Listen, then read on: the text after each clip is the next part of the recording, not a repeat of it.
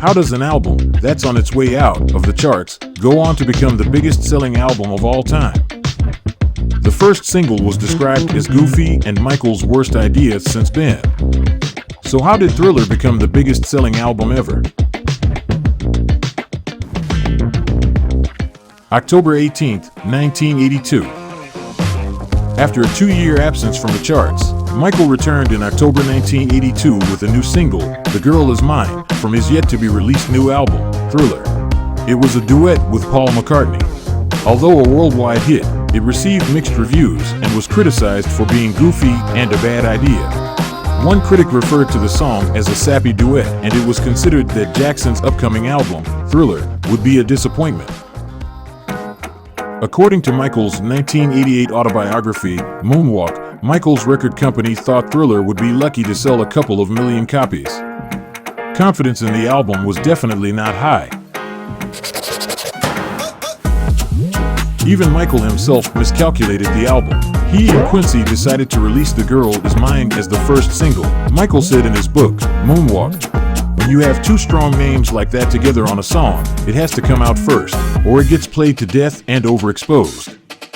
It's interesting that Jackson was worried this song would overshadow his other singles, such as Billie Jean and Beat It.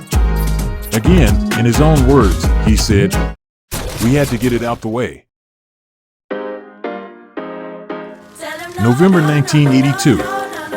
Following the mixed success of The Girl Is Mine, the album Thriller was released worldwide. Overall, the album received positive reviews and it would enter the Billboard Hot 100 at number 11. However, jumping across the pond, things were not going so well. After entering the UK album charts at 29, Thriller climbed up to 15 and then fell hard. You ain't seen nothing yet. Within 1 month, the album had fallen all the way back down to number 36.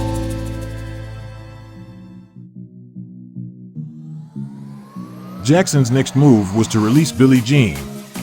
Jackson's second single from the Thriller album would become an instant classic and within weeks would top the charts worldwide. However, trouble arose when a new cable channel, MTV, refused to play the video. At the time, MTV saw themselves as a rock-orientated channel. They claimed that the current black artists didn't fit with the vision of their channel. Walter Yetnikoff, the president of Jackson's record company CBS Records, was enraged. Yetnikoff said, "I said to MTV, I'm pulling everything we have off the air, all our product. I'm not going to give you any more videos." And with that, MTV relented. The floodgates were now open and the scene was set for Thriller to explode. The Billie Jean video debuted on March 10, 1983 and went into rotation on MTV and proved to be one of the most popular videos on their schedule, further increasing sales of its parent album Thriller. The third single from Thriller, Beat It, would make its video debut on MTV a few days later. The video would prove to be groundbreaking. It would be Jackson's introduction of his signature mass choreographed line dancing. Beat It showed Michael in a new light. This was no disco song. His appeal now stretched to rock audiences worldwide. Jackson's third single was a huge success and, again, sales of his album Thriller continued to increase. The success of Billie Jean and Beat It, both in the charts and on video, would send Thriller to the top of the charts worldwide. By March 5, 1983, Thriller occupied the number 1 spot in both the USA and UK, selling 2 million copies worldwide, as the record company predicted.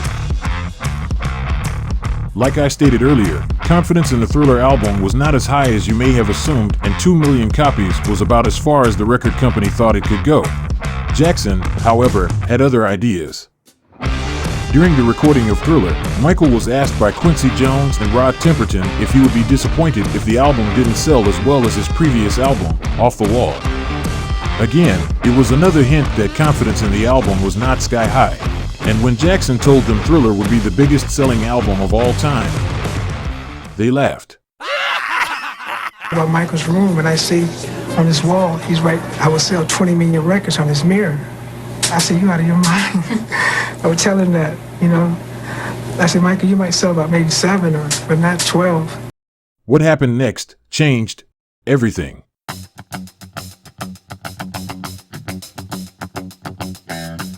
Michael's performance of Billie Jean at Motown 25 sent Thriller on an unstoppable rampage. The performance was broadcast on May 16, 1983. By May 23, Thriller had gone from 2 million copies sold to 5 million copies. By June 21, just 1 month later, sales had doubled to an unbelievable 10 million copies sold worldwide. And it didn't stop there. As more and more people saw the performance and the MTV videos, Thriller kept on selling and selling. By November 1983, Thriller had sold an amazing 13 million copies.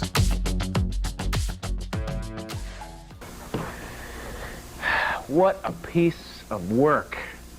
Thriller, a long time coming. Michael Jackson's Thriller. In December 1983, Jackson's masterpiece, the short film Thriller, debuted on MTV.